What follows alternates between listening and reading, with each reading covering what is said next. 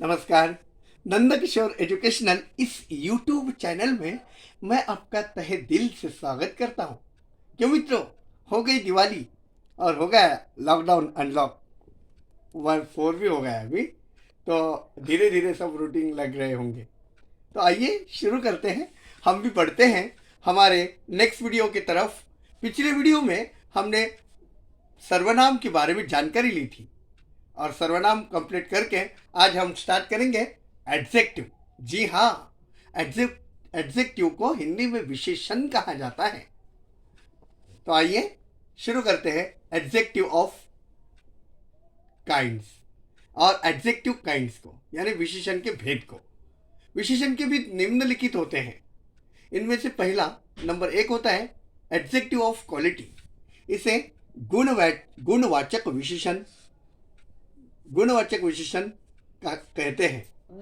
Adjective व्यक्ति तथा वस्तु का गुण प्रकट करता है। एडजेक्टिव ऑफ क्वालिटी क्या होता है? तो इससे एक व्यक्ति या वस्तु के भीतर जो भी छुपा हुआ गुण होता है उसका जो प्रकटीकरण इसमें होता है। इसकी इंग्लिश डेफिनेशन हम देख लेते हैं। तो मित्रों, adjective of quality shows the kind or quality of a person or thing, as the horse is black, the pencil is hard, the pencil is hard. Third sentence मित्रों, इसमें जो तीसरा वाक्य है वो है the clever boy past, this is a red rose. अब यह पहचानेंगे कैसे?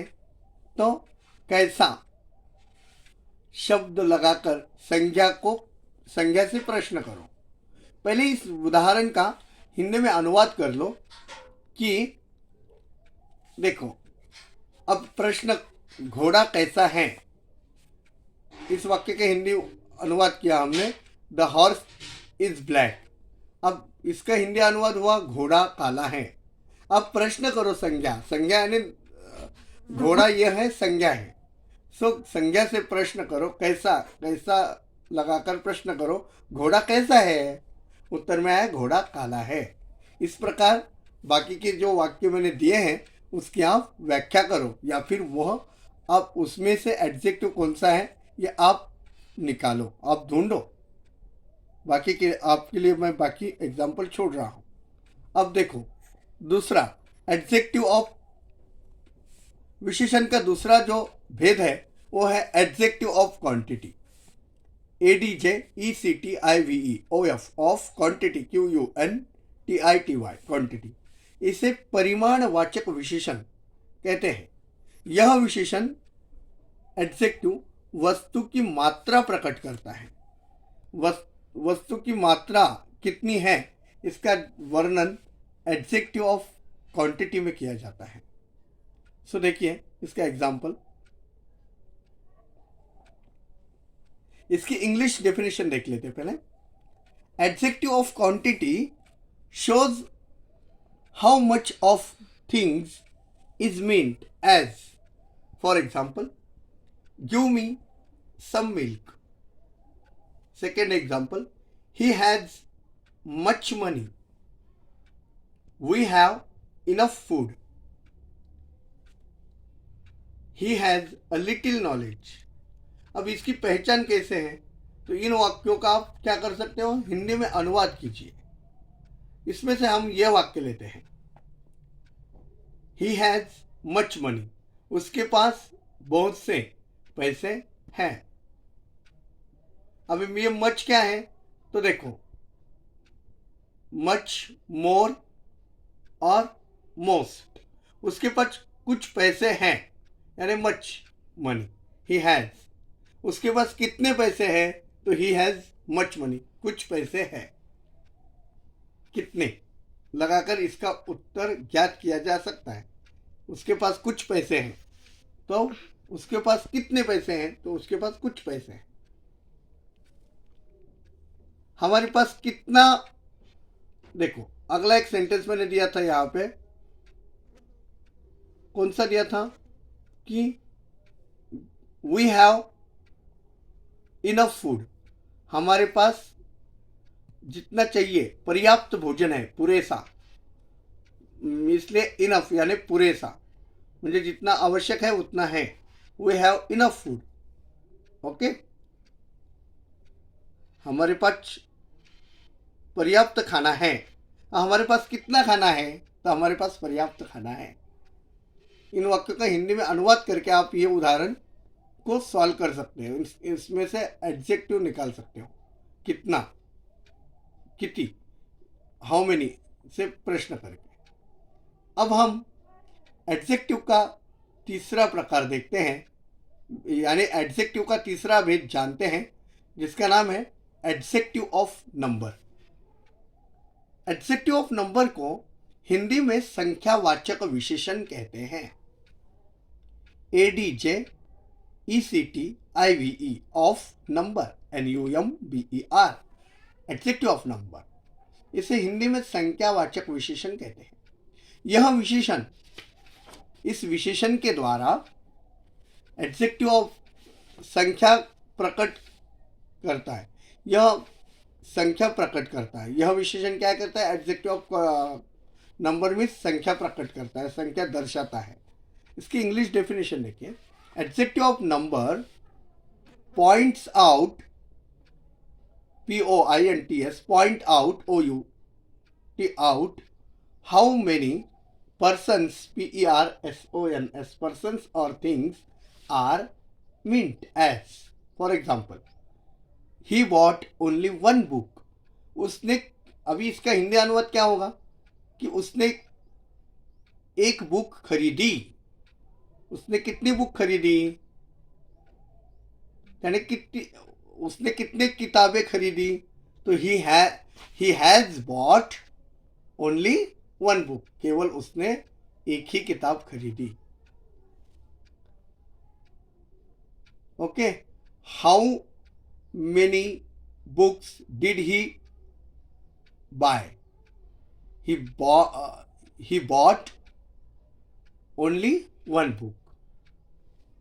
Okay, I sold 5 pens.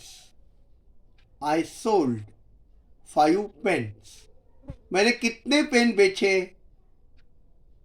तो मैंने 5 पेन बेचे. How many pen, what did pen I sell, और how many pen did I sell? I sold 5 pens. Understand? He got the second position. She has no money.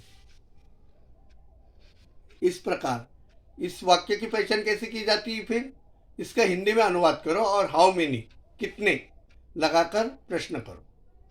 संकेत 1, इसमें संकेत 1 है, यदि मात्रा प्रकट हो तो ये एडजेक्टिव ऑफ क्वांटिटी होगा. अगर मात्रा प्रकट होती है, कोई निश्चित संख्या मिलती है, तो यह एडजेक्टिव ऑफ क्वांटिटी होगा. और यदि गिनती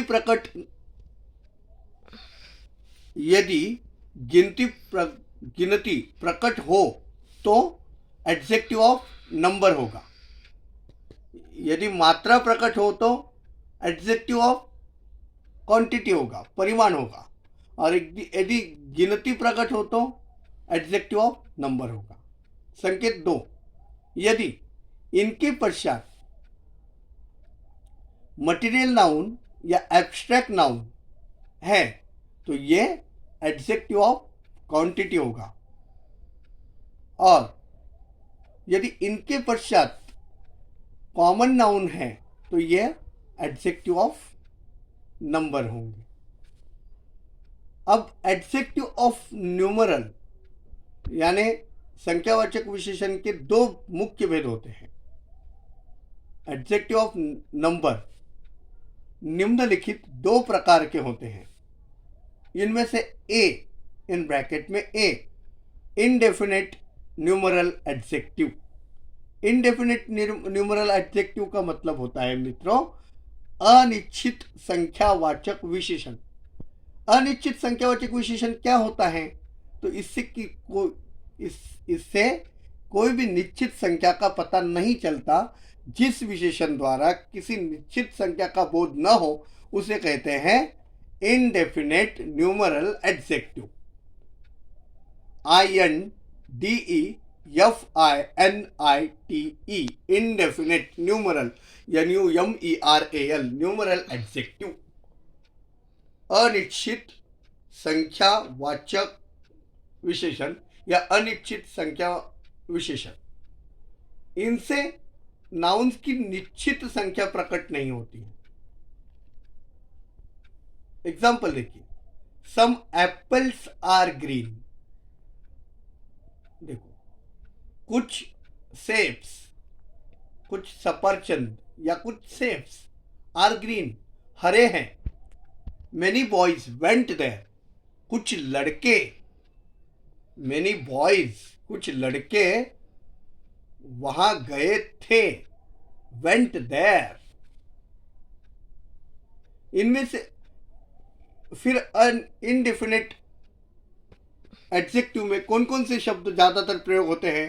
तो इनमें लिटिल, नो, मेनी, फ्यू, सम, एनी, सर्टन, सेवरल इत्यादि शब्दों का प्रयोग ज्यादातर इनडेफिनेट न्यूमरल एडजेक्टिव की तरह होता है या हो सकता है।